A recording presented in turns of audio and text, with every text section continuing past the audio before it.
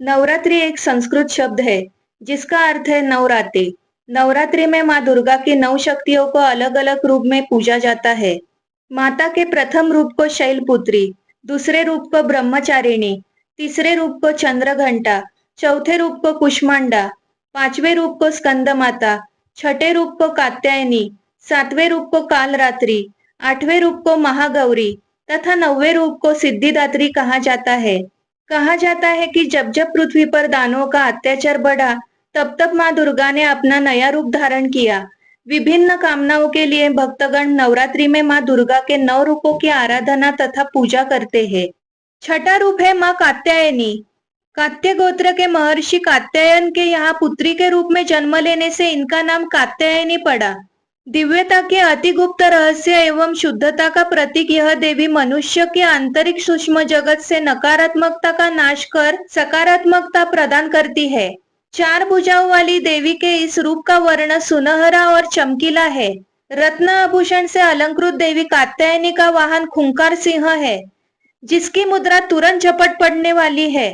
ऊपर वाली दाई भुजा से माता की ऊपर वाली भुजा अभय मुद्रा में होती है तथा नीचे वाली वरद मुद्रा में होती है।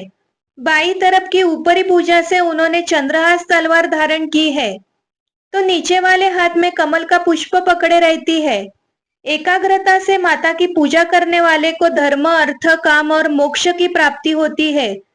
माता की उपासना कर शहद का भोग लगाइए, जिससे जीवन में खुशहाली, यौवन और संपन्नता बनी रहती है।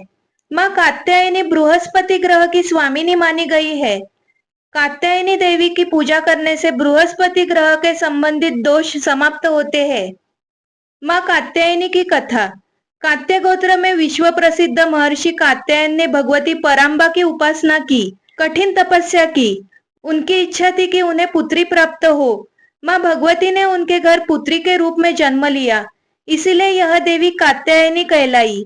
इनका गुण शोध कार्य है, इसीलिए इस वैज्ञानिक युग में कात्यायनी का महत्व सर्वाधिक हो जाता है। इनकी कृपा से ही सारे कार्य पूरे हो जाते हैं। ये वैद्यनाथ नामक स्थान पर प्रकट होकर पूजी गई। माँ कात्यायनी अमोघ फलदायिनी है। भगवान कृष्ण को पति के रूप में पाने के लिए ब्रज की गोपियों ने इनकी पूजा की थी। यह पूजा कालिंदा यमुना के तट पर की गई थी, इसीलिए यह ब्रजमंडल की अधिष्ठात्री देवी के रूप में प्रतिष्ठित है। माँ कात्यायनी शत्रुहंता है, इसलिए इनकी पूजा करने से शत्रु पराजित होते हैं और जीवन सुखमय बनता है। जबकि माँ कात्यायनी की पूजा करने से कुंवारी कन्याओं का विवाह होता है। नवरात्रि के छठे दिन भक्त का मन आग्नेय चक्र पर केंद्रित होना चाहिए। अगर भक्त खुद को पूरी तरह से माँ कात्यायनी को समर्पित करते हैं, तो माँ कात्यायनी उससे अपने असीम आशीर्वाद प्रदान करती है। जय माता दी।